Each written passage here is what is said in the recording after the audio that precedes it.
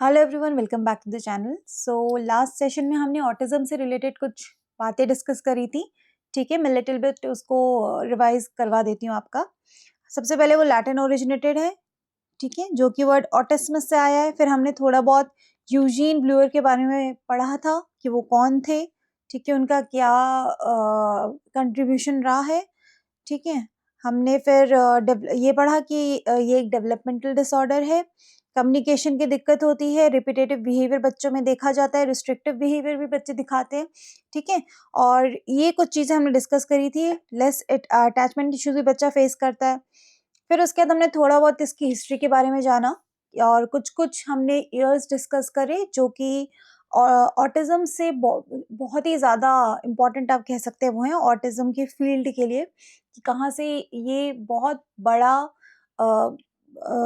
Field of interest बनना शुरू हुआ। ये आप कह सकते हैं कि इन ईयर्स में बहुत ज़्यादा इम्पोर्टेंस है।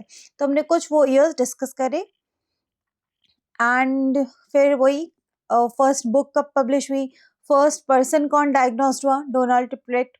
ठीक है, लॉर्नर रिंग के बारे में हमने थोड़ा बहुत पढ़ा। साइंस एंड सिम्टम्स हमने स्टडी कर लिए कि ऑटिज्म में बच्चा कौन से साइंस कौन से सिम्टम शो करता है।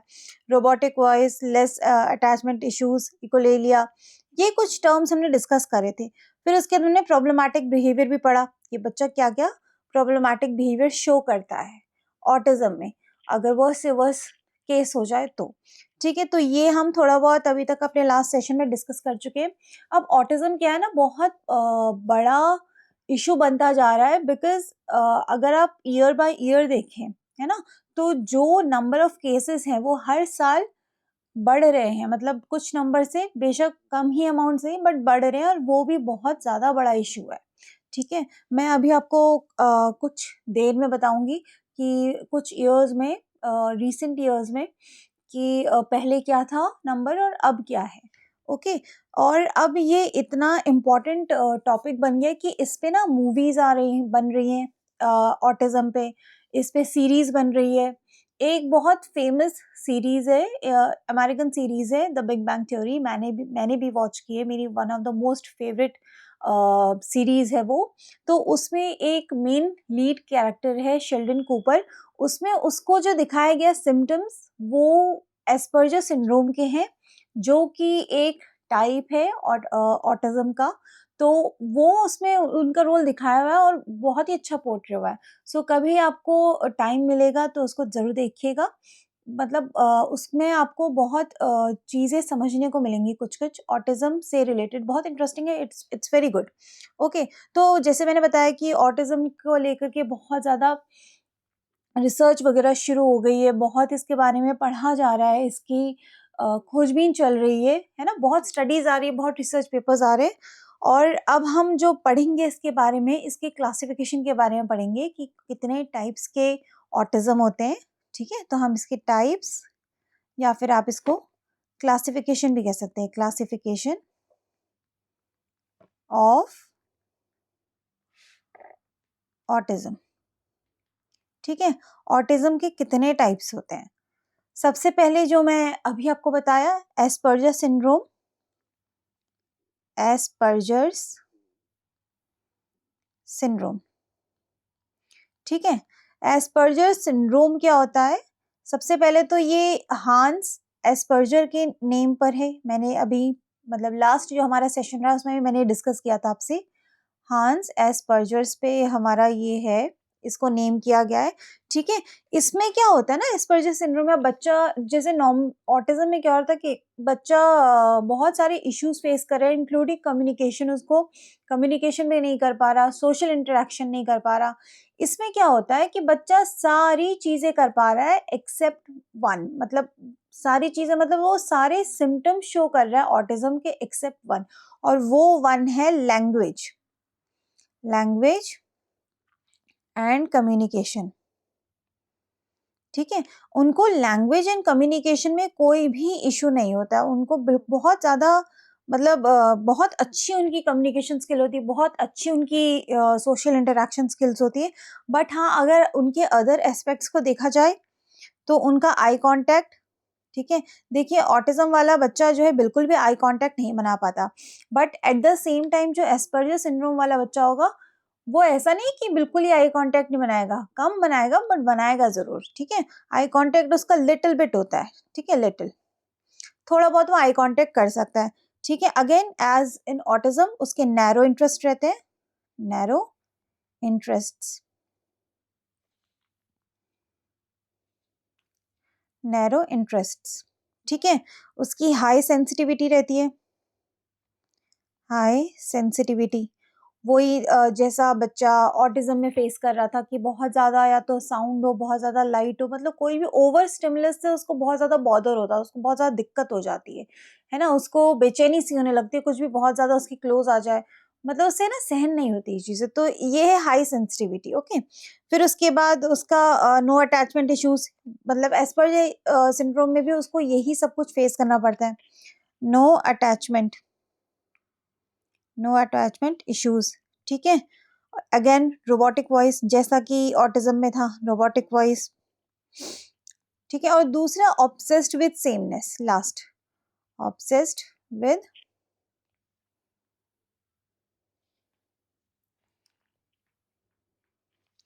विद सेमनेस, ठीक है। एक ही जैसी चीज उसको चाहिए थी और थोड़ा सा भी अगर चेंज हो जाए तो वो एडप्ट नहीं कर पाता उसको बहुत इजीली, उसके लिए बहुत डिफिकल्ट हो जाती है सिचुएशन। तो देखिए सारे अगर आप यहाँ पर नोटिस करें तो ये जो सारे सिम्टम्स हैं ये वाले सारे कौन से ऑटिज्म वाले, बट डिफरेंस सिर्फ यहीं पे आ जाता है एस्पर्जर सिंड्रोम और ऑटिज्म में कि एस्पर्जर सिंड्रोम जिस बच्चे को है उसको लैंग्वेज और कम्युनिकेशन स्किल में कोई दिक्कत नहीं होती, वो बहुत इजीली सोशल इंटरैक्ट कर सकता है, ठीक है। बट इसके अलावा उसको बाकी सारे फील्ड में प्रॉब्लम रहती है। तो ये आपका थोड़ा सा मैं डिफरेंस कहूंगी एस्पर्जर सिंड्रोम और ऑटिज्म में है, ठीक है। पहला टाइप जैसे मैंने बताया एस्पर्जर सिंड्रोम, सेकंड में आ जाते हैं ऑटिस्टिक डिसऑर्डर, ऑटिस्टिक डिसऑर्डर, ठीक है। अब यहाँ पर क्या होता है सारे सिम्टम्स शो होते हैं, ठीक है, ऑल सिम्टम्स, ऑल सिम्टम्स किसके, ऑफ ऑटिज्म, ऑटिज्म के जितने सिम्टम्स है वो सारे शो होंगे, ठीक है। इवन हायर लेवल पे भी जा सकते हैं, जैसे ऑटिज्म में जो हो रहा था उस जो इश्यूज फेस हो रहे थे ना उसको कि कम्युनिकेशन नहीं कर पा रहा है, देख नहीं, लाइक आई कांटेक्ट नहीं बना पा रहा है, हाई सेंसिटिविटी है, अडॉप्ट नहीं कर पा रहा किसी भी सिचुएशन में, तो वो ये चीज और भी हायर हो जाती है, ठीक है, बढ़ जाती है, इंटेंस हो जाती है उसके लिए। तो ये मैं बोलूंगी हायर, हायर लेवल पे हो जाते हैं सिम्टम्स, ठीक है। मतलब प्रॉब्लम बिहेवियर भी शो करते हैं बहुत सारे बच्चे, जो मैंने अभी रिवीजन में भी आपको बताया ना, कुछ प्रॉब्लमैटिक बिहेवियर शो करते हैं, नहीं समझ में आ रहा होगा तो आप लास्ट सेशन में जाके विजिट कर सकते हैं, थोड़ा बहुत आपको थोड़ा क्या पूरा ही क्लियर हो जाएगा, जो क्योंकि उसमें मैंने बहुत डिटेल में समझाया कि बच्चा क्या क्या प्रॉब्लमैटिक बिहेवियर शो करता है, ठीक है। तो वो प्रॉब्लमैटिक बिहेवियर भी बच्चा बहुत ज्यादा शो करने लगता है इसमें ऑटिस्टिक डिसऑर्डर में, इस टाइप में, मतलब एक्सट्रीम लेवल का प्रॉब्लमैटिक बिहेवियर, एक होता है प्रॉब्लमैटिक बिहेवियर, इसमें एक्सट्रीम लेवल का, ठीक है, एक्सट्रीम प्रॉब्लमैटिक बिहेवियर,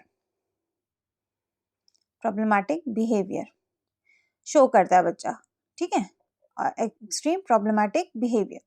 चलिए, तो ये हमने हमारे दो टाइप हो गए, सबसे पहला एस्पर्जर सिंड्रोम, दूसरा ऑटिस्टिक डिसऑर्डर। अब थर्ड आते हैं हम जिसको कहते हैं चाइल्ड डिसइंटीग्रेटिव डिसऑर्डर,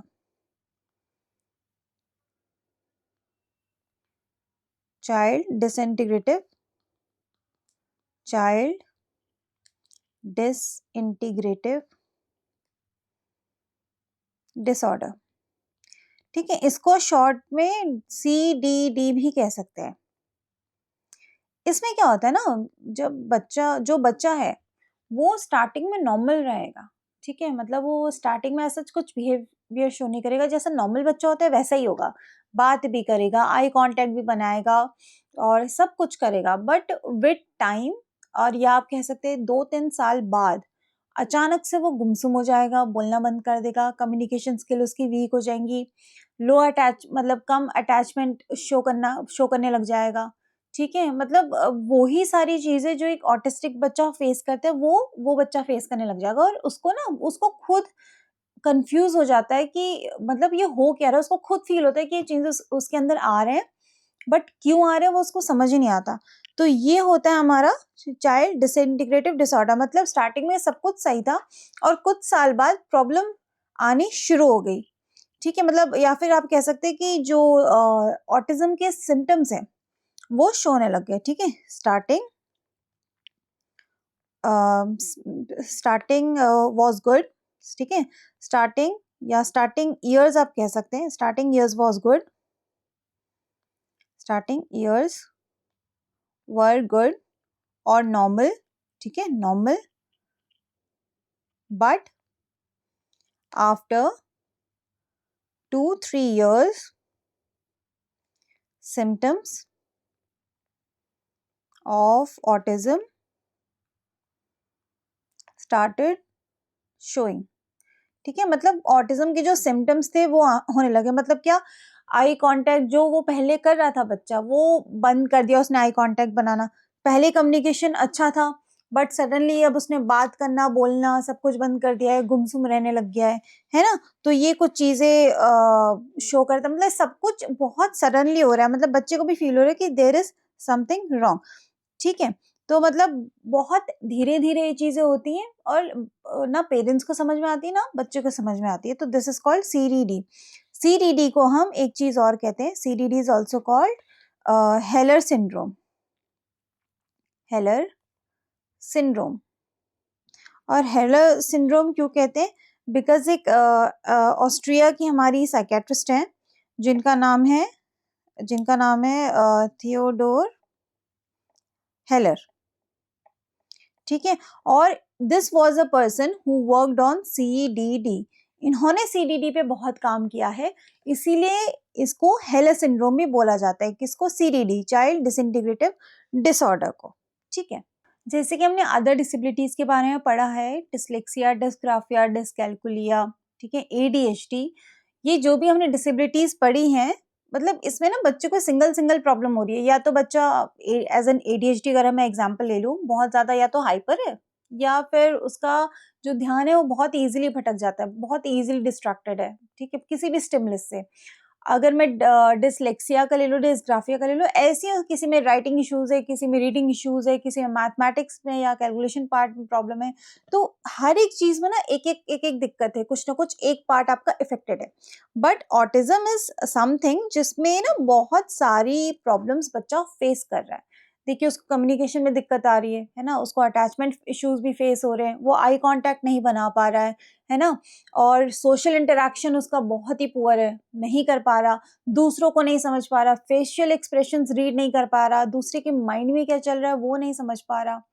तो उसको ना मल्टीपल इश्यूज फेस हो रहे हैं। तो इसीलिए इसको हम एक नेम से और जानते हैं, ऑटिज्म को उसको कहते हैं ऑटिज्म स्पेक्ट्रम डिसऑर्डर। ठीक है, डिसऑर्डर, ASD। वाई इसको स्पेक्ट्रम इसीलिए कहा जाता है? स्पेक्ट्रम का एग्जांपल आप ऐसे ले लीजिए, जैसे एक व्हाइट लाइट होती है ना। अगर एक व्हाइट लाइट को हम एक प्रिज्म पे ऐसे जब फॉल होती है तो वो डिस्पर्ज होती है इनटू 7 कलर्स, 1 2 3 4 5 6 एंड 7। ये आपने जरूर अपने स्कूल टाइम पे साइंस में पढ़ा होगा विबग्योर के बारे में, कि व्हाइट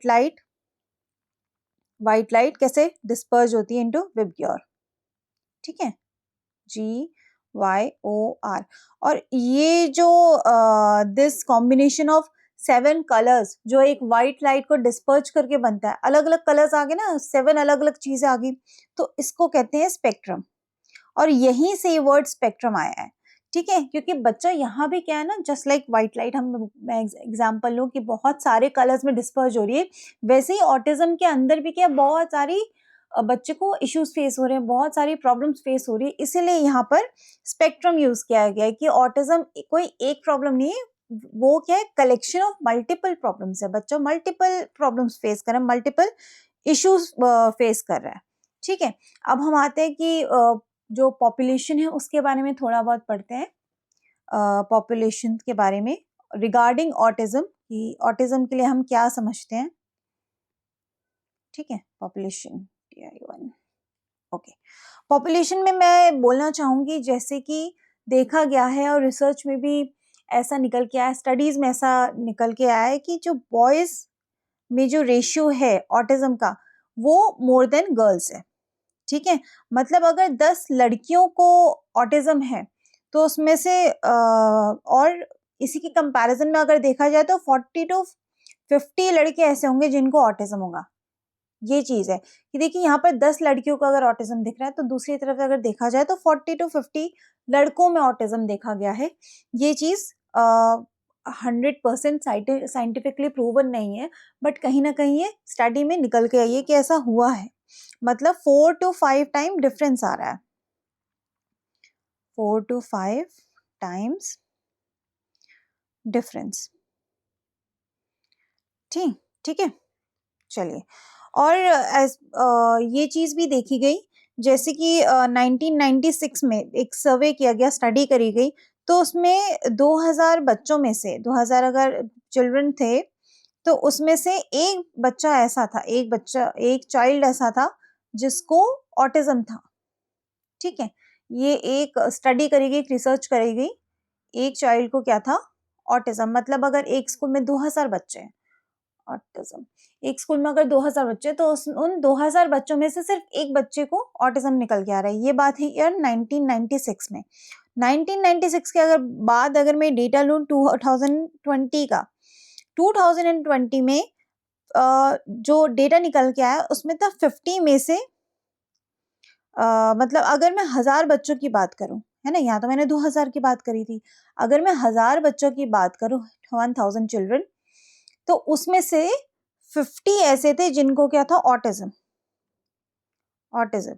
ठीक है, और जो कि अगर देखा जाए तो बहुत मेजर डिफरेंस है, मतलब बहुत ज्यादा क्वांटिटी बच्चों की बढ़ गई, ऑटिस्टिक बच्चों की। और ये क्यों बढ़ी, इसका रीजन समझ में नहीं आ रहा था, और जिसकी वजह से इस पे रिसर्च और स्टडी और जो साइकेट्रिस्ट एंड साइकोलॉजिस्ट है उनका इंटरेस्ट बहुत ही ज्यादा बढ़ गया कि ऐसा क्या रीजन है कि जिसकी वजह से ऑटिज्म इतनी तेजी से बढ़ रहा है।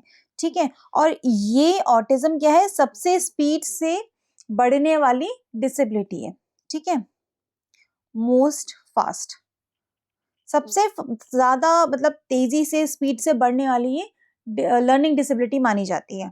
ठीक है, अब हम इसके कॉजेज में आ जाते हैं कि क्या ऐसे कॉजेज हो सकते हैं जिनसे ऑटिज्म बच्चे को हो रहा है। देखिए, किसी बात की 100% श्योरिटी नहीं है, क्योंकि बहुत से कभी कभी जेनेटिकल फैक्टर्स होते हैं, कभी कभी आप हेरिडिटी फैक्टर्स होते हैं, है ना, कभी कभी एनवायरमेंटल फैक्टर्स होते हैं जिनकी वजह से बच्चा ऑटिज्म फेस करता है।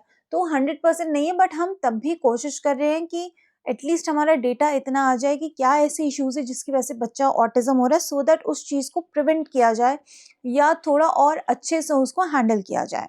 ठीक है, सबसे पहले तो जैसे मैं आपको बता दूं, ऑल लर्निंग डिसेबिलिटीज में था कि एग्जैक्ट रीजन नहीं निकल के आ रहा था कि इस फॉर एग्जाम्पल डिसलेक्सिया, डिस्ग्राफिया कि क्या रीजन है, एग्जैक्ट रीजन किसी को नहीं पता लर्निंग डिसेबिलिटीज का। तो वैसे इसमें भी नो एग्जैक्ट रीजन, कोई एग्जैक्ट रीजन नहीं है। ठीक है, बट वही चीज, सेम चीज जैसे ऑल लर्निंग डिसेबिलिटीज में चलते आ रही है, हेरिडिटी एंड एनवायरमेंट का इंटरेक्शन माना जाता है, हो सकता है फैमिली हिस्ट्री में प्रॉब्लम हो। ठीक है, देखा गया कि जिस फैमिली में भी एक ऑटिस्टिक बच्चा है उसमें इधर बहन को या बड़े भाई को ऑटिज्म है, मतलब उसमें ऑटिज्म देखा गया है। ये हर किसी में नहीं है, बट कहीं कहीं देखा गया है। इट इज नॉट स्प्रेडिंग, मतलब ऐसा नहीं कि बड़े भाई को है तो छोटे भाई को हो गया उससे, ऐसा नहीं। बट हाँ, स्टडी में ऐसा निकल के आया कि अगर बड़े भाई को है तो छोटे भाई को भी कहीं ना कहीं प्रॉब्लम्स, इश्यूज फेस हो रहे हैं। ठीक है, और कई फैमिलीज में देखा कि ऐसा नहीं भी है, तो 100% प्रूवन नहीं है।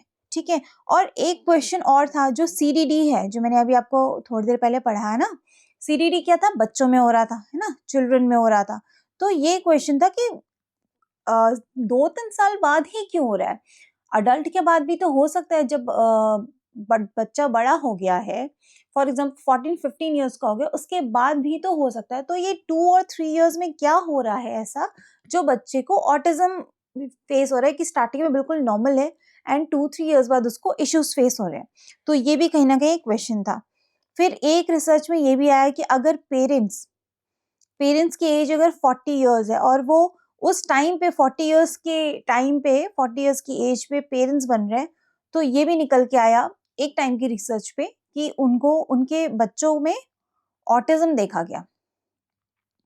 ठीक है, बट ये 100% नहीं है, किसी में देखा गया किसी में नहीं भी देखा गया। तो जैसे मैंने यहाँ बताया आपको फैमिली हिस्ट्री वाला पॉइंट, वैसे यहाँ पर भी वही है कि 100% गारंटी नहीं है, मतलब 100% नहीं ऐसा देखा गया कि कुछ फैमिलीज में है तो कुछ फैमिली, मतलब सारी ही फैमिली में ऐसा है ऐसा नहीं देखा गया, कुछ फैमिली में था कुछ में नहीं था।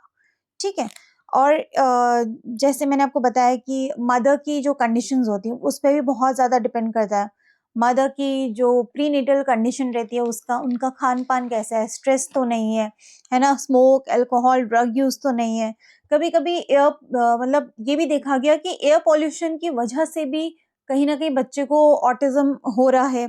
ठीक है, मतलब जहाँ जिस एनवायरमेंट में एयर पॉल्यूशन ज़्यादा है और अगर मदर उस एनवायरमेंट में है तो वहाँ ऑटिज्म के चांसेस ज़्यादा देखे गए, ऐसा भी रिसर्च में है। मतलब कुछ तो है जो हमारे जो जीन्स को है ना उनको खराब कर रहा है और जिसकी वजह से जो आगे आने वाली जनरेशन है उनमें ऑटिज्म देखा जा रहा है। मतलब ऐसा ये सब कुछ रिसर्च में निकल के आया है। ऑटिज्म एक जेनेटिक डिसऑर्डर नहीं है। ठीक है, जैसे मैं आपको बता रही हूँ कि कुछ ऐसा समथिंग है जो या तो वो एयर पॉल्यूशन बोल लो या फिर हमारा खान पान कह लीजिए आप, मतलब कुछ तो है जो हमारी जीन्स को खराब कर रहा है, but it is not a genetic disorder. ठीक है, autism is not a genetic order, is not a genetic order, but is becoming one, but वो बनता जा रहा है जेनेटिक, मतलब डिसऑर्डर, मतलब हमारे जीन्स में कुछ ना कुछ खराबी आ रही है जिसकी वजह से आने वाली जनरेशन में ये सारी जो भी इश्यूज है ना वो बहुत ज्यादा देखने को मिल रही है। ठीक है, कहीं ना कहीं देखा गया टॉक्सिक केमिकल भी बहुत इसका रीजन है कि बच्चे को ऑटिज्म हो रहा है। अगर मदर ऐसे एनवायरनमेंट में है जहाँ पर टॉक्सिक केमिकल्स का बहुत ज़्यादा यूज़ है तो बहुत हाई चांसेस होते हैं कि बच्चे को ऑटिज्म हो जाए। ठीक है, एक चीज़ और देखी गई मेटाबॉलिज्म डिसऑर्डर। मेटाबॉलिज्म डिसऑर्डर मतलब जो आपका जो खाना है, फूड है, उसको डाइजेस्ट करने में, पचाने में जिसको प्रॉब्लम हो रही है, ठीक है, जिसको मेटाबॉलिज्म डिसऑर्डर हो रहे हैं उनको भी कहीं ना कहीं इश्यूज फेस करने पड़ रहे हैं। ठीक है, और मेटाबॉलिज्म डिसऑर्डर से दो दिक्कतें आ रही हैं। सबसे पहले है रुबेला और दूसरी है पीकेओ। पीकेओ का मतलब है missing enzymes in body which helps in digestion of food। ठीक है, ऐसे एंजाइम्स का बॉडी में मिस होना जो फूड के डाइजेशन में हेल्प करते हैं। ठीक है, तो जिन भी पेरेंट्स को मेटाबॉलिज्म डिसऑर्डर है जैसे कि रुबेला या पीकेओ है ना, तो उनके जो आने वाली जनरेशन है या बच्चे हैं उनमें भी देखा गया कि वो क्या है, ऑटिज्म है, उनमें ऑटिज्म ज्यादा हो रहा है। ठीक है, और ये जो भी स्टडी है ये सारी रिसर्च है। ठीक है, इसके ऊपर बहुत सारे पेपर्स लिखे गए हैं। तो ये चीजें कहीं ना कहीं मतलब फाइंड आउट करा जा रहा है कि कॉजेस क्या हो सकते हैं कि बच्चे ऑटिज्म डिसऑर्डर को फेस कर रहे हैं, बिकॉज ये बहुत ही एक सीरियस टॉपिक अब बनता जा रहा है कि ऐसा क्या दिक्कतें आ रही है जो कि बच्चे को ऑटिज्म हो रहा है। एक टर्म है रेफ्रिजरेटेड मॉम। ये टर्म पुरानी स्टडीज में निकल के आया कि जो मदर्स अपने बच्चे को लेके अफेक्शनेट नहीं है, ठीक है, जो मदर अपने बच्चे को थोड़ा की तरफ झुकाव नहीं है, प्यार नहीं दे रही है, कोल्ड वाइब्स दे रही है ना, केयर नहीं कर रही, नर्चर नहीं कर रही, तो उनके बच्चों में ऑटिज्म देखा जा रहा है। ये पहले की रिसर्च में प्रूव हुआ था, बट लेटर ऑन फर्दर जब उस पर स्टडी हुई तो इसको डिस्प्रूव कर दिया गया। ठीक है, इसका मतलब बस ये था कि जो अपने बच्चे से अटैचमेंट नहीं रखती उनमें मतलब बहुत ज्यादा इश्यूज देखे जा रहे ऑटिज्म में। लेटर इसको क्या किया गया, डिस्प्रूव किया गया और फेल ये थ्योरी हो गई। एक थ्योरी और निकल के आई, वैक्सीन की थ्योरी, कि वैक्सीन में जो प्रिजर्वेटिव्स यूज हो रहे हैं शायद उन प्रिजर्वेटिव्स के यूज की वजह से ऑटिज्म हो रहा है। ठीक है, और ये थ्योरी भी लेटर फेल्ड कर दी गई, फेल्ड। ठीक है, देखिए ऑटिज्म के साथ जेनेटिक डिसऑर्डर तो हो रहा है, जेनेटिक डिसऑर्डर हो रहा है, बट वो सबको नहीं हो रहा है। ठीक है, मतलब कुछ ऐसे हैं जिनको हो रहा है, कुछ ऐसे हैं जिनको नहीं भी हो रहा है, लेकिन जिनको हो रहा है जेनेटिक डिसऑर्डर की वजह से उनकी परसेंटेज बहुत ज्यादा है। ठीक है, और ये भी देखा गया कि कुछ जो बच्चे हैं ऑटिस्टिक बच्चे, ठीक है, उसमें से जो ऑटिस्टिक बच्चे हैं उसमें से उनको एमआर भी है, कुछ बच्चों में है कुछ बच्चों में नहीं है। ठीक है, सम में मेंटल रिटार्डेशन भी देखा गया, ओके, और कुछ में नहीं भी देखा गया। एंड सम, मैं इसको प्रॉपर्ली लिख देती हूँ सो दैट आपको क्लियर हो जाए। सम ऑटिस्टिक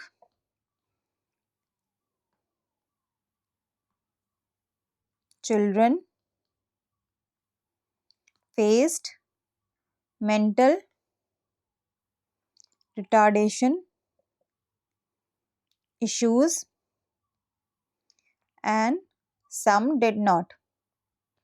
ठीक है, कुछ को फेस हुआ कुछ को नहीं हुआ। ठीक है, ये 100% नहीं है, मतलब हुआ है बट लेस को हुआ है कि कुछ बच्चों को, बहुत कम बच्चों को, बट कुछ को ऑटिज्म के साथ साथ मेंटल रिटार्डेशन भी फेस करना पड़ा है।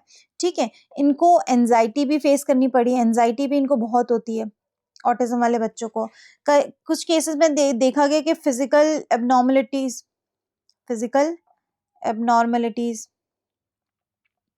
ठीक है, फिजिकल एबनॉर्मलिटीज भी बहुत देखी गई कि बच्चा फेस कर रहा है कि इधर उसका फेस लिटिल बिट हल्का सा स्ट्रक्चर में डिफरेंट हो, या बॉडी का कोई भी पार्ट, हाथ पैर कुछ भी, समथिंग एनीथिंग डिफरेंट हो, मतलब ये भी फिजिकल एबनॉर्मलिटीज भी देखी गई ऑटिज्म में।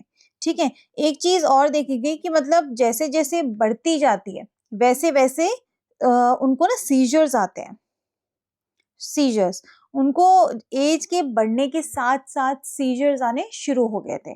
तो ये सब कुछ इश्यूज फेस कर रहा है बच्चा, जो कि बहुत ज़्यादा डिफिकल्ट है उसके लिए भी कि ऐसे में वो कैसे खुद को थ्राइव कर सकता है वो उसको नहीं समझ में आता। और यहाँ पर टीचर की रिस्पॉन्सिबिलिटीज बहुत ज़्यादा बढ़ जाती है बच्चे को ध्यान देने के लिए, बच्चे की नीड्स समझने के लिए, बच्चे की रिक्वायरमेंट समझने के लिए। ठीक है, अभी हमने आज इस सेशन में जो भी कुछ डिस्कस किया है वो बहुत इंपॉर्टेंट है।